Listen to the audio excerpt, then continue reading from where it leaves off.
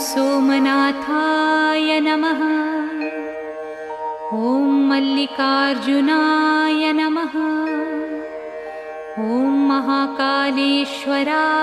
नमः।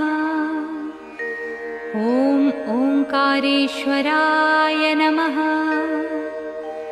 ॐ वैद्यनाथाय नमः। ॐ भीमशंकराय नमः। ॐ रामेश्वराय नमः। ॐ नागेश्वराय नमः। ॐ विश्वेश्वराय नमः। ॐ त्र्यंबकेश्वराय नमः। ॐ केदारेश्वराय नमः। ॐ भुस्मेश्वराय नमः।